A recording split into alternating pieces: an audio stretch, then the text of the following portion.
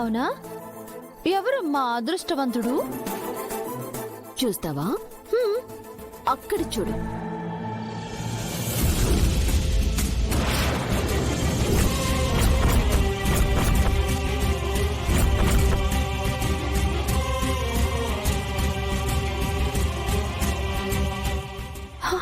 రుద్ర సారా? Yes, నీ రుద్ర సరే, నాకు కాబోయే మొగుడు. ఈ గుడ్ న్యూస్ నీకు చెప్పాలని ఇక్కడికి తీసుకొచ్చాను. సారీ, ఇది నాకు గుడ్ న్యూసే, నీకు మాత్రం బ్యాడ్ న్యూస్.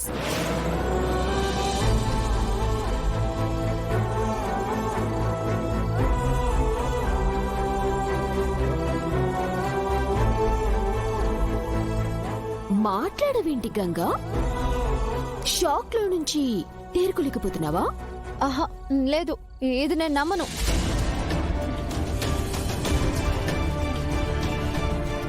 ఎదిగో, వాళ్ళందరూ తిన్న డబ్బులు తీసుకోండి. అలాగేనమ్మా. Enjoy the food. Rudra sir,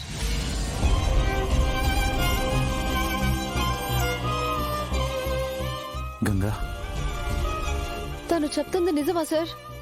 మీరు తనని పెళ్లి చేసుకోబోతున్నారా సార్?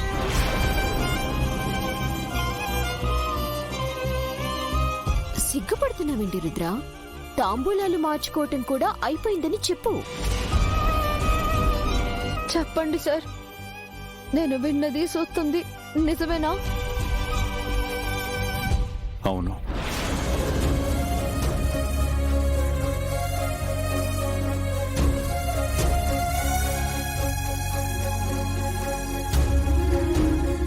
అయినా ఏంటిది? సడన్ గా కార్ ఆపి పనుందని వెళ్ళింది దీనికా? ఎస్ రుద్ర, ఈ గంగ నీ సైడ్ తీసుకుని నన్ను ఎంత అవమానించిందో తెలుసు కదా. ఫైనల్లీ మనము ఒకటని తనకు కూడా తెలియాలి కదా, అందుకే తీసుకొచ్చాను. తన మొహం చూడు, షాక్ తో ఎలా వాడిపోయిందో. Stop it. కారెక్కో. ఈ పెళ్లి మీరు మనస్ఫూర్తిగా ఇష్టపడే చేసుకుంటున్నారా సార్? Of course. నువ్వే అంటుంటావు కదా, పాత ప్యారు అని. ఆ పాత ప్రేమి మళ్ళీ చిగురించింది. వాళ్ళు చెప్తే మాత్రం నువ్వైనా ఆలోచించాలి కదమ్మా. పారు అన్నయ్యకి తగినమ్మే కాదు. ప్రీతి, నువ్వు నా మాటకి ఎదురు చెప్తున్నావా? అయినా ఏది మంచో ఏది చెడో నాకు బాగా తెలుసు. చూడు, నువ్వు కడుపుతో ఉన్నావు. ఇలాంటి టైంలో అనవసరమైన టెన్షన్స్ తీసుకోకూడదు. అయినా రుద్ర సరే అన్న తర్వాత మీ అందరికేంటి ప్రాబ్లం?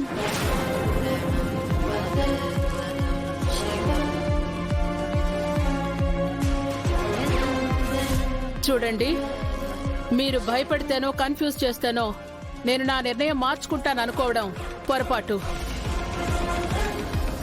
ఎవరేం చెప్పినా ఇక నా నిర్ణయం మారదు. అది కదమ్మా నేను చెప్పేది. స్నేహ, ప్రీతిని తీసుకెళ్ళు. అది కదమ్మా నేను చెప్పేది విను. స్నేహ, రాక్క.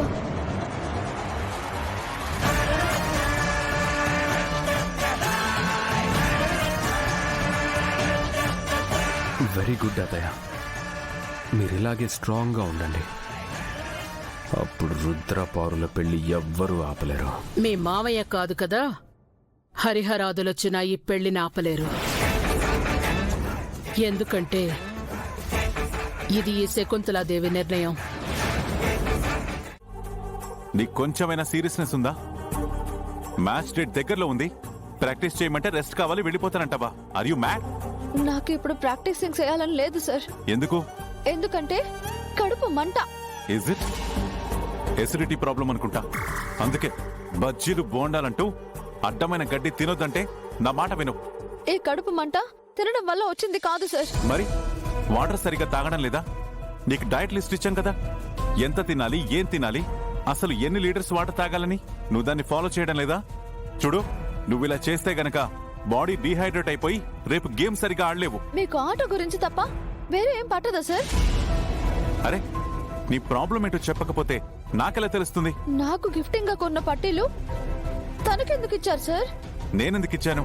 తనే తీసుకుంది. తను తీసుకుంటే మీరేం చేస్తున్నారు? తీసుకోవద్దని చెప్పాలి కదా. నేనెలా చెప్తాను గంగా? అవునులే, ఎలా చెప్తారు? పాపం కాబోయే భార్య కదా. అసలు మీరు ఈ పెళ్లికి ఎలా ఒప్పుకున్నారు సార్? తను మీకు ఎంత ద్రోహం చేసిందో మర్చిపోయారా? గంగా, ఇప్పుడు అవన్నీ అనవసరం. Leave it. అయినా పట్టిల్ నీ కొద్దిని వెనక్కి తిరిగి చేసావు కదా, ఇప్పుడు ఎవరు తీసుకుంటే ఏంటి? ప్రాబ్లం ఇంకంటే నా మనసులో మాట చెప్పలేను. మీకు నా మనసు అర్థం కాదు. అంతా నా కర్మ. చెప్పు గంగా, ఏంటి నీ ప్రాబ్లం? ఏమీ లేదు సార్. నాకు దగ్గరైనవి దూరం అయిపోతే నేను తట్టుకోలేను. నువ్వు ఆ పట్టీల్ని జస్ట్ 2 days మాత్రమే వేసుకున్నావు. వస్తువులైనా మనుషులైనా మనతో ఎన్ని రోజులు ఉన్నారనేది ముఖ్యం కాదు సార్. మనకి ఎంత దగ్గరైపోయారనేదే ముఖ్యం. మీకు అర్థం కాదులేండి, వదిలేయండి. చూడు, ఇలాంటి చిన్న చిన్న ఆలోచనలన్నీ నీ బుర్రలో పెట్టుకుని టైం వేస్ట్ చేసుకోకు. ఈ మ్యాచ్ ని గెలిస్తే నీ లైఫ్ చేంజ్ అయ్యే అవకాశం ఉంది. అనవసరమైన ఆలోచనలతో నీ బ్రెయిన్ పాడు చేసుకోకు. ఇప్పుడు నీ ముందున్న టాస్క్ ఏంటంటే ఈ మ్యాచ్ గెలవడం, మీ అమ్మని కాపాడుకోవడం. ఇవి మాత్రమే నీ మైండ్లో ఉండాలి, సరేనా? సరే సార్. నేను నిన్ను నమ్మాను గంగా. నువ్వు గెలిచి నా నమ్మకాన్ని నిలబెట్టాలి, సరేనా? కమాన్, లెట్స్ డూ ప్రాక్టీస్.